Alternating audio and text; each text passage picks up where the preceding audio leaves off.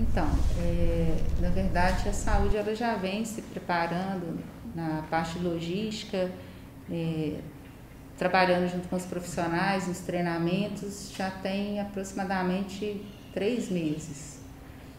E com isso esses números de casos, eles são previsíveis na medida que o aumento do número de casos que ocorreu da semana passada até essa semana foram de pessoas assintomáticas. A maioria delas vinculada a empresas que estão fazendo testagens dos seus colaboradores, e como é obrigatório a notificação compulsória por qualquer laboratório ou qualquer sistema de saúde que faça essas testagens encaminharem essas notificações ao município, o número de casos automaticamente vai aumentar, sim.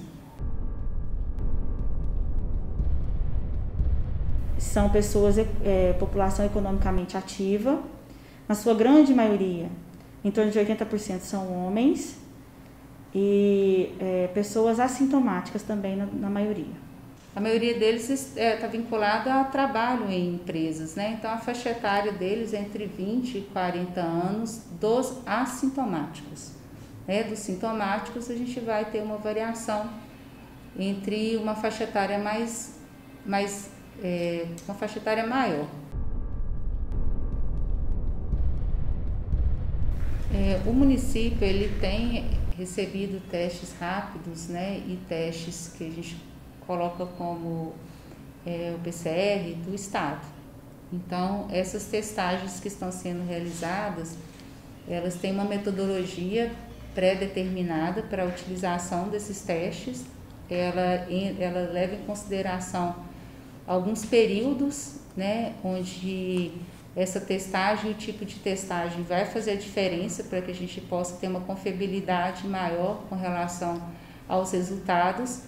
E nós temos utilizado esses testes de acordo com os protocolos que são pessoas sintomáticas, no caso dos testes rápidos, profissionais de saúde e profissionais de segurança. Fora essa testagem, o município, ele, no momento, não é uma das estratégias principais, né, investir recurso em testes de pacientes assintomáticos. O que nós temos visto é que as empresas têm feito esses testes por estarem vinculadas principalmente a multinacionais ou para trabalhos e serviços prestados fora. Com isso, a gente consegue perceber o vírus, a circulação viral na população que está fazendo esse teste, que é assintomático. Mas o município pode vir, sim, a discutir, né, como uma estratégia a implantação de mais testes, mas hoje todos aqueles preconizados, né, pelos protocolos que são sintomáticos, para que a gente possa ter esse controle, para que a gente possa ter o monitoramento, todos eles estão realizando os testes sem haver falta nenhuma de teste para aquilo que realmente eles se destinam.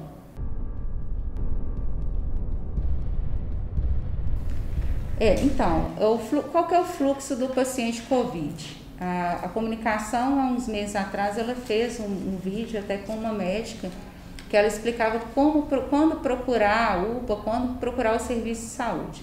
Então, o paciente que é sintomático, o que é um paciente sintomático? Nós temos que observar que nós entramos num período onde a gente vai ter mais frio, né?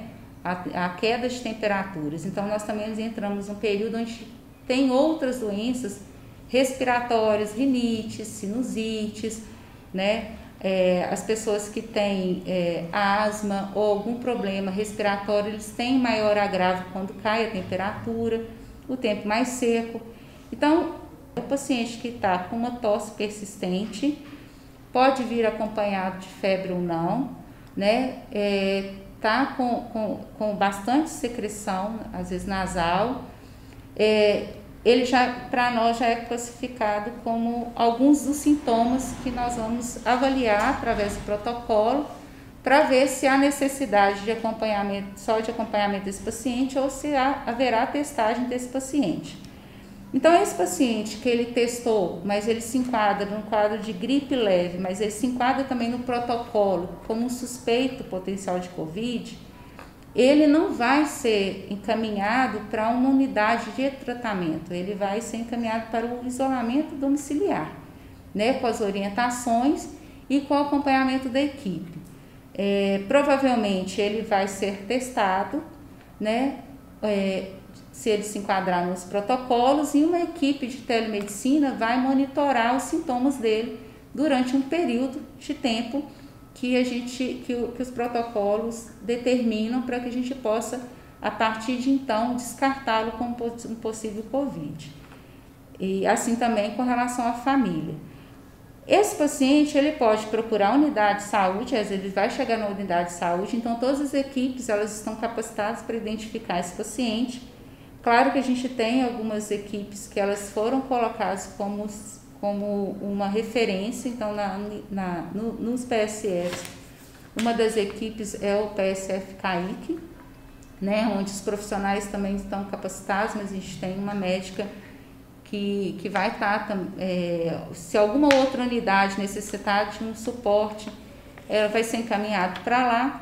Se esse paciente pode ir para a UPA também, a maioria deles vai procurar a unidade de pronto atendimento.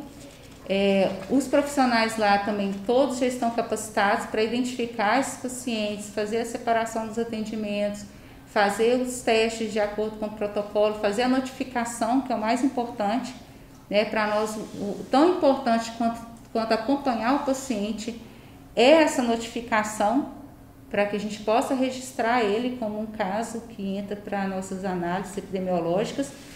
Esse paciente se enquadra ainda no quadro gripal leve, o que vai acontecer com ele? Ele também vai ser orientado, essa notificação vai vir para o setor de epidemiologia da UPA, no caso dele da entrada na UPA, imediatamente esse paciente já passa a ser monitorado pela equipe, para que possa fazer o acompanhamento do desenrolar desse quadro gripal, né, se ele não foi testado como Covid. Esse é um paciente com quadro leve. O paciente com quadro mais agravado, independente do que o levou a entrar na unidade de pronto atendimento, porque lá vai ser o caminho que ele vai chegar, ele vai ser avaliado, o teste com relação ao Covid vai ser realizado, outros exames para descartar outras doenças também vão ser realizados. Esse paciente é estabilizado, ele é imediatamente cadastrado numa central de leito, onde é feito toda uma descrição do quadro dele, e ele já imediatamente, através da regulação estadual ou macrocentro, né, de BH, ele já é direcionado para a unidade hospitalar que está apta a receber esse tipo de quadro a nível regional. Então, os fluxos são esses, né? O paciente com quadro leve, ele não vai para uma unidade hospitalar, ele vai ser monitorado e acompanhado domiciliar. Esse acompanhamento, ele é feito de maneiras que o médico que vai estar acompanhando, ele vai abrir aquele prontuário, ele está capacitado para identificar sinais e sintomas e a qualquer momento encaminhá-lo a qualquer unidade de referência do fluxo para que ele possa ser atendido e transferido caso haja sinais de agravo de saúde. Então, é assim que funciona o processo. Não é só aqui em Matosinhos, isso é na região toda de saúde que isso vai acontecer. Então, nós temos centros de referências para atendimentos de complexidade, média complexidade e complexidades onde eu vou precisar de um suporte, um aporte tecnológico e de profissionais onde eu vou ter que ter um cuidado maior com esse paciente. Então, esse fluxo e esse desenho da rede de saúde, ele está bem delimitado, bem delineado, né? As cidades, elas são referências para vários pontos de assistência e isso faz com que a gente tenha aí um quadro de monitoramento dos leitos junto ao Estado para tentar fazer uma assistência rápida desse tipo de situação que realmente necessitar. Mas grande maioria das pessoas vai ser monitorada em casa.